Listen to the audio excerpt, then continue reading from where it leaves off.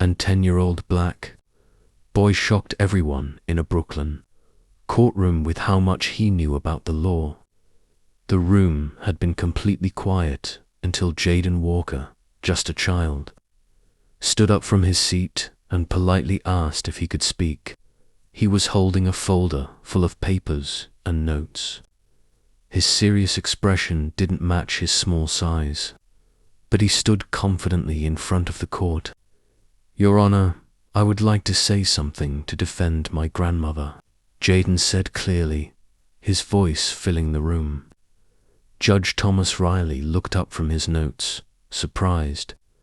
In all his 30 years as a judge, he had never seen anything like this. Some jurors looked at each other, unsure how to react. Some were curious. Others looked uncomfortable. Jaden's grandmother, Helen Walker, was 72 years old and had been accused of stealing $175,000 from a neighborhood housing program she had run for 15 years. That large amount of money had simply vanished from the organization's funds. "Young man, shouldn't you be in school?" the judge asked with a kind smile, trying to keep the mood light. "I know, sir. But my grandmother has a heart condition and stress makes her worse," Jaden replied calmly. "Her lawyer quit the case yesterday because he found out he wasn't going to get paid." His mature voice caught everyone's attention. There was a low murmur in the room. Edward Collins, the sharp and confident prosecutor, rolled his eyes in frustration. He was in his 50s and known for winning nearly all his financial crime cases. "Your Honor, this is completely irregular," Collins said, adjusting his expensive tie. "A child can't speak for someone in court. I'm not trying to represent anyone." Jaden responded respectfully, turning to Collins. "I just want to tell the truth. My grandmother always told me the truth wins, even when it feels impossible." The judge leaned forward, clearly interested. There was something powerful about the boy's determination, but he also felt a discomfort he couldn't ignore. Watching a young black boy trying to make sense of a system that hadn't always been fair to people like him. "All right, Jaden, you have 5 minutes. You may speak, but only as a witness," the judge decided, ignoring Collins's annoyed glance. Jaden took a deep breath and opened his folder. Everything inside was organized in a way that surprised everyone.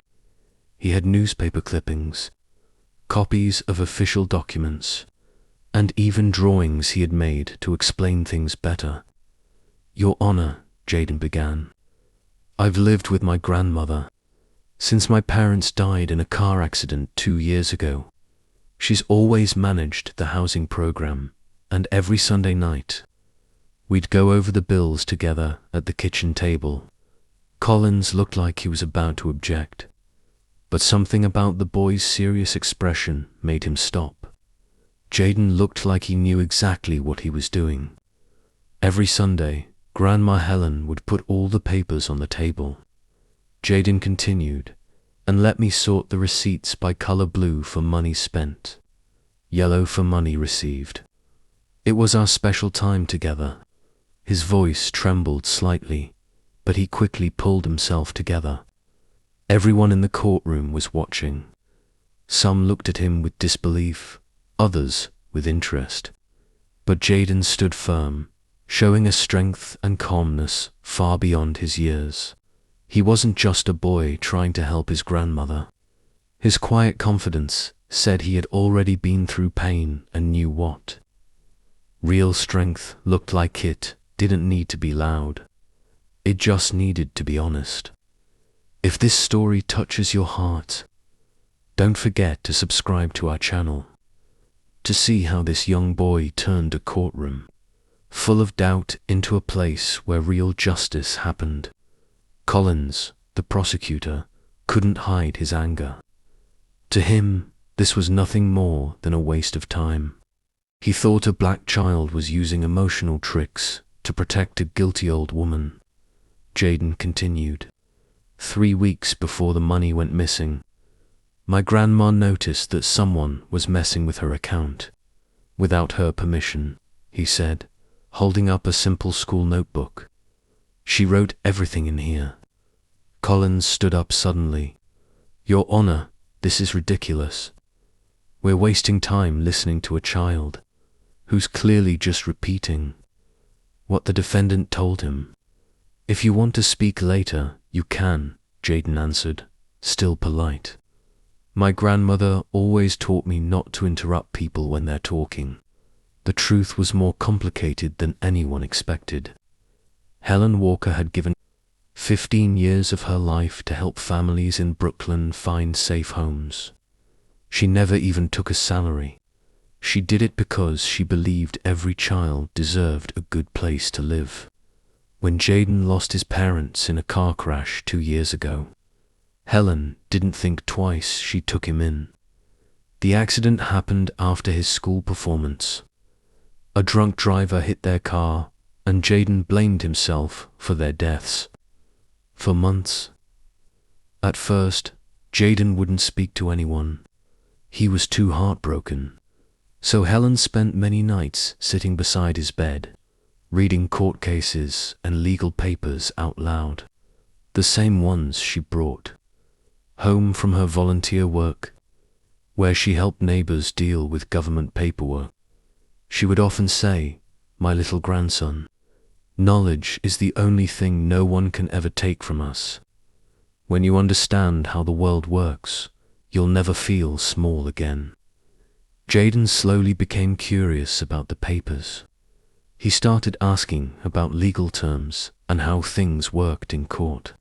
Helen soon noticed he had a strong memory and a natural talent for understanding the law. Even a lawyer she knew was surprised at how sharp he was. "Your Honor, can I show you something we discovered?" Jaden asked, bringing the attention back to the courtroom. Collins let out a loud, annoyed sound. "Your Honor, this is becoming a joke. How can a child have any understanding of complex money matters?" he said. "More than you might think," Jaden replied, looking him straight in the eyes. "Especially when that child learned to read legal documents at 6 years old because that was the only way he could feel close to his grandmother after his parents died." The room went silent. Even Collins didn't know what to say to that. Jaden walked up to the judge's bench with a confidence that didn't match his young age. On September 12th, $2,500 was taken out for emergency roof repairs at the community center, he said. "But my grandma took me there the next day, and the roof looked perfectly fine." He held up an old photo taken with a cell phone. This was taken on September 13th. There are no signs of any repair work. Collins shifted uncomfortably. His entire case was built on the idea that Helen was responsible as the program's manager, but he hadn't actually looked into every transaction. Then, on September 18th, Jaden continued. $1,800 was taken out for new security equipment, but there was never any new equipment installed. He flipped to another page. And on September 25th, the biggest red flag, $3,200, withdrawn for outside legal counsel. But my grandmother never hired any outside lawyers. She always handled legal issues herself, with help from friends who gave free advice. The jurors began to lean forward, now fully engaged. What had seemed like a harmless child's plea was turning into a real legal challenge. "Dr. Collins," Jaden said, turning to the prosecutor, "did you check if the companies that got those payments actually exist?" Collins didn't answer right away. It was a simple question, but one he had never asked. "We focused on the administrator's actions." He finally replied, sounding defensive. I see, Jaden said, nodding with surprising calm. So you just assumed my grandmother was guilty, without checking where the money really went. Each question Jaden asked showed more holes in Collins's investigation. The prosecutor began to realize he had made a huge mistake. He had built a weak case, filled with assumptions about an elderly black woman handling public money. But what Collins didn't realize was that every single question Jaden asked was carefully planned. This wasn't just a desperate child guessing his way through. For months, Jaden had studied everything, driven by love for his grandmother and a deep belief that the justice system would try to ruin yet another innocent black family. And with every question he asked, Jaden grew stronger. It was a quiet kind of strength, the kind his accusers couldn't see. Every time someone tried to talk down to him or his grandmother, it only made him more determined. There's something strange about these transactions, Jaden said, pulling out another envelope. They're all signed by my grandma, but she didn't sign any of them. He held up several papers and showed the signatures. I learned about handwriting at the public library. Even a kid like me can tell they're not the same. My grandma's real signature is softer. These ones are written with heavy pressure. Collins rolled his eyes dramatically. Now we're trusting a child to analyze handwriting. This is ridiculous. Dr. Collins, Jaden said politely, do you have any official handwriting? Analysis that proves those signatures are real. The prosecutor froze. Again, he had missed a simple but important step. We focused on the key parts of the case, he mumbled. I understand, Jaden said. So you don't have proof that my grandmother actually signed these documents? Collins didn't answer. The silence spoke volumes. Jaden, meanwhile, kept going, his voice steady. For the past 2 months, ever since he heard about the charges, had spent night after night studying the case. But he wasn't doing it alone. A retired librarian named Evelyn Moore, who used to work as a paralegal, had become his secret mentor. She had spent 30 years working in law. When Jaden first walked into the public library asking for books on legal procedures, Evelyn Moore knew immediately this boy had something special. Jaden, she had told him just 2 weeks before the trial, you have an exceptional legal mind. But listen to me carefully, we need to be smart. In court, they'll try to silence you just because you're a child. That means we stay 3 steps ahead, always. Together, Jaden and Patricia built a strategy as detailed as any professional legal team. She taught him how to organize evidence, ask questions that reveal cracks in weak arguments, and most importantly, how to stay calm when people tried to belittle him. Now, standing in the courtroom, Jaden said, but this next document, Your Honor, this one changes everything. He pulled out an official report from the bank. On the same day the money went missing, there was a 15-minute phone call made to the account manager at 2:30 p.m. Then he revealed another sheet of hospital record. And this document shows that at exactly that time, my grandmother was with me in the emergency room at Brooklyn Methodist Hospital. I had a severe asthma attack. She was by my side from 1 p.m. to 5 p.m. A wave of surprise rippled through the courtroom. This was the first piece of hard evidence that directly proved Helen could not have made the call or authorized any transaction. Collins shot up from his chair, clearly shaken. Your Honor, this information wasn't submitted during discovery. Jaden calmly turned to him.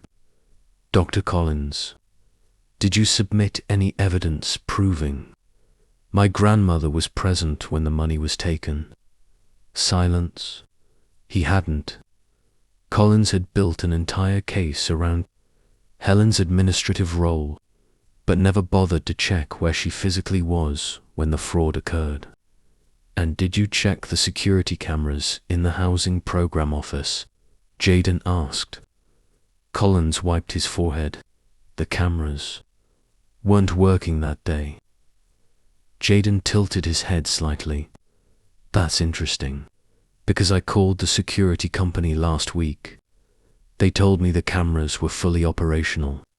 In fact, they offered to give me the footage for free to help clear my grandmother's name."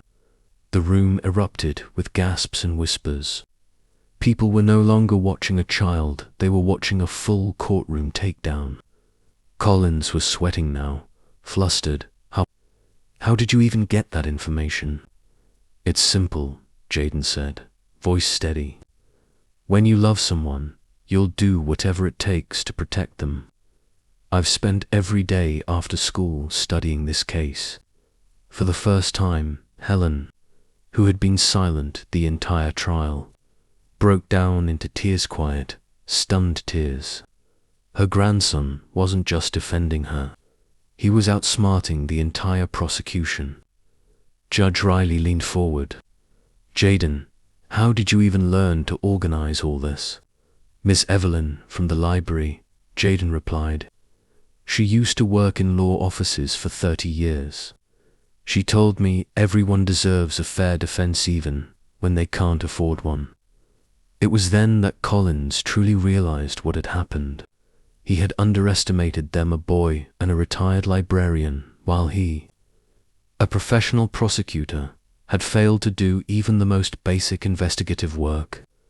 This wasn't just a kid trying to save his grandmother. This was a team that had done his job better than he had. But Jaden wasn't done. "I have one last piece of evidence," he said, voice low and serious. "The most important one." He reached into his briefcase and pulled out a sealed envelope. This envelope contains proof of who actually stole the money from the housing program. "My grandmother and I uncovered the truth, but we wanted to give the real thief a chance to come forward first." He turned to Collins. "Dr. Collins, would you like to drop the charges against my grandmother?" "Before I open this." The courtroom was silent. Every eye locked on Collins. He looked shaken, cornered, his jaw clenched. He had always believed he was untouchable, but his position, his record, and his assumptions would protect him. But now, he stood face to face with an 8-year-old holding the truth like a torch. Jaden's hands trembled slightly, not from fear, but from the sheer force of what he was about to do. Everyone in the room could feel it. History was being rewritten. "I can't drop charges based on threats from a child," Collins shouted. Jaden didn't flinch. He calmly opened the envelope and took out a digital recorder. "Dr. Collins," he said, "do you remember this phone call? From September 5th. He pressed play.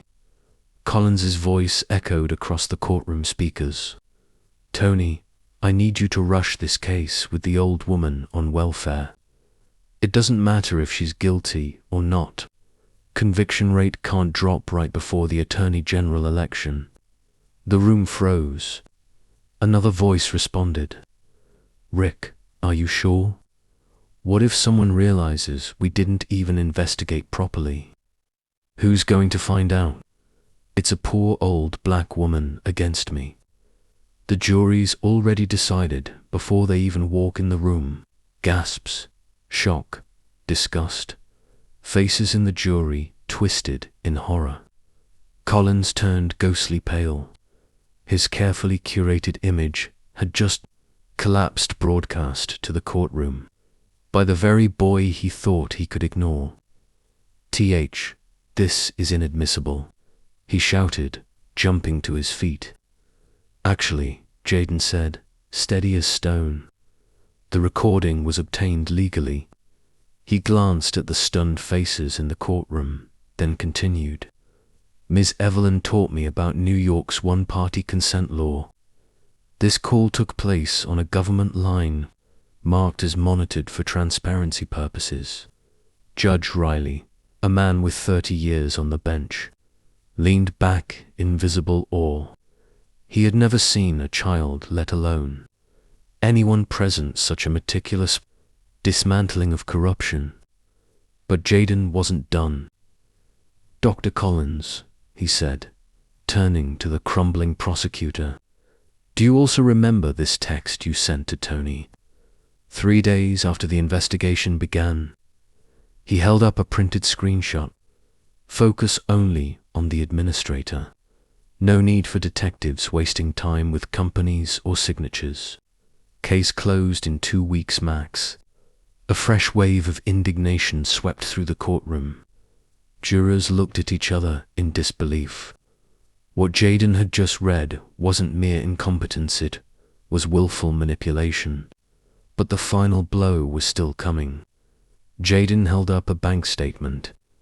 This is your personal bank account. Dr. Collins, on October 2nd, just 3 days after my grandmother was charged, you received a $25,000 deposit from a shell company.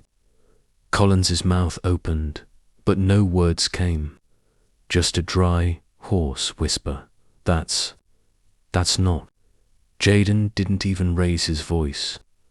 It's the same company that received diverted funds from the housing program. You weren't just negligent, you were protecting your accomplices. The room exploded into murmurs. Even the jury foreman had to grip the edge of his chair. Collins had fallen straight into the web. He'd sponge-wrapped not by high-powered attorneys, but by the love and intelligence of a boy no one had expected. Jaden paused. Then, looking directly at Collins, he said something that would be quoted in newspapers for weeks. Ms. Evelyn taught me that people like you always make the same mistake. You think you can step on those you believe are weaker without consequences. Helen stood. For the first time in the entire trial, she spoke.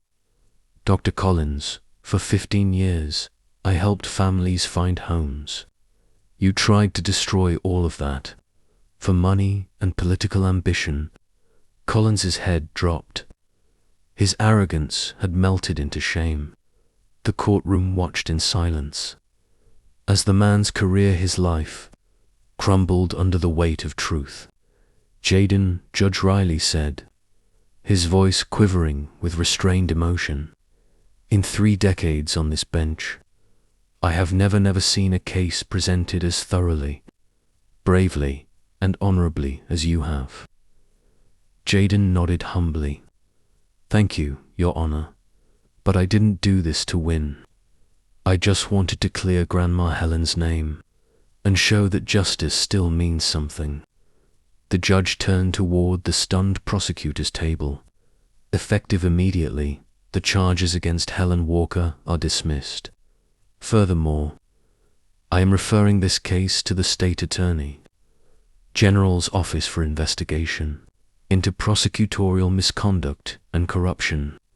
Collins stood to protest, but stumbled instead, his voice cracking with panic.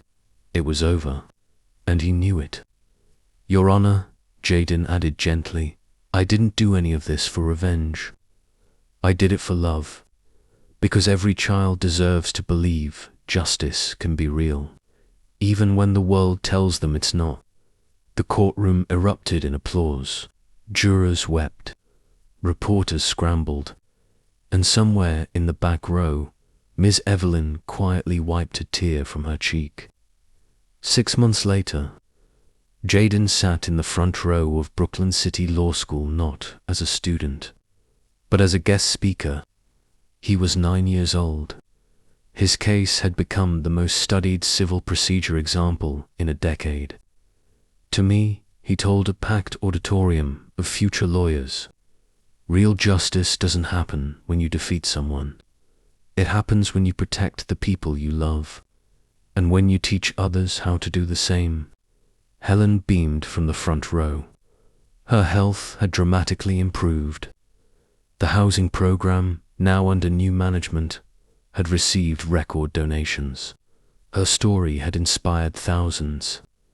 Collins's story, however, ended very differently. After a federal investigation, he was convicted of fraud, corruption, and prosecutorial misconduct, disbarred and sentenced to 2 years in prison. He now worked quietly in an insurance office in a town where no one knew his name, and where he no longer wielded power. He had written Helen multiple letters from prison. She never responded. Some wounds, she had told Jaden one evening, don't need forgiveness to heal. They need justice. And we got it. Ms. Evelyn, now officially Jaden's mentor through a university program, had helped launch the Project In initiative, teaching basic legal rights to underserved kids across New York. It started in Brooklyn, but quickly expanded to 25 public schools. Jaden taught us something fundamental, said the law school dean during that lecture. Knowledge without character is dangerous, but character with knowledge, that can change the world. 3 prestigious law firms had already offered to sponsor Jaden's education when the time came, but fame never changed him. When asked during the Q&A if he planned to become a lawyer, Jaden smiled softly. I don't know yet, but I do know I want to help people understand how much power they already have, even if the world doesn't tell them. Helen, now named Brooklyn's Citizen of the Year, had been invited to serve on a city council overseeing social programs. Her advocacy for transparency and equity became legendary. On national television, she told America, "My grandson taught me that age does not define wisdom, and our skin color does not define our worth. Sometimes, justice just needs to be reminded of what it's supposed to be." The Jaden law passed later that year, requiring concrete evidence of physical presence in all felony cases involving financial crimes. Other states began drafting similar legislation.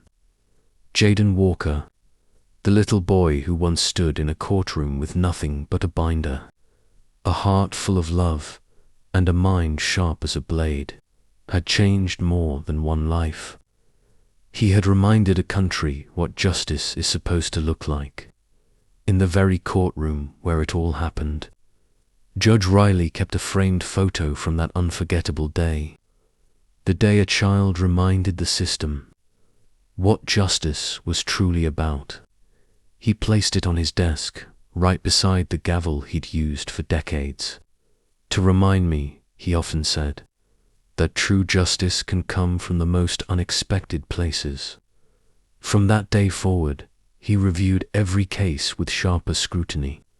He questioned prosecutors more thoroughly, and whenever young lawyers asked him why, he would simply reply, because of the Johnson case. Jaden, despite the headlines and the media attention, remained a regular kid. He played basketball with his friends after school. He watched cartoons on lazy Sunday mornings. He even got into harmless mischief, as any 9-year-old should. But beneath the surface, he carried a quiet fire, wisdom born not of books, but of love, struggle, and courage. The Bedford-Stuyvesant community had been transformed. The housing program became a national model for integrity and transparency. Cities across America called upon Helen for guidance, and Jaden often traveled with her, his now famous binder always in hand. One day, during a press conference in Chicago, a reporter asked Jaden, "What was the biggest lesson you learned from your grandmother's case?" Jaden didn't hesitate. That when you're right and you don't give up, the system can be fair, but you have to be ready to prove you're right. Miss Evelyn stood nearby, watching with pride. Later, when asked for her thoughts, she simply said, "This boy didn't just save his grandmother. He reminded me that the next generation can fix what ours broke." The Johnson case soon became required reading in law schools. It was cited in courtrooms across the country. A precedent, a symbol, a story of justice overcoming arrogance. Jaden had become more than a symbol. He was a movement. The difference between being a victim and a winner. He once told a group of college students, "Isn't what happens to you, it's what you decide to do next." Grandma Helen taught me that knowledge is power, but love is courage. And in the end, Dr. Collins, who had tried to crush an innocent woman for ambition, had only destroyed himself. Jaden and Helen, they didn't just survive, they rose. And in doing so, they inspired thousands, maybe millions. The Johnson family's story proved something simple, yet revolutionary. That age does not define ability. That color does not limit potential. And that when love meets knowledge, miracles can happen even in the most broken systems. The seeds Jaden planted that day in court, they grew. They're still growing, and they're changing the world. If you believe justice is worth fighting for, subscribe to the channel for more powerful true stories that show how love, courage, and determination can rewrite what others call impossible.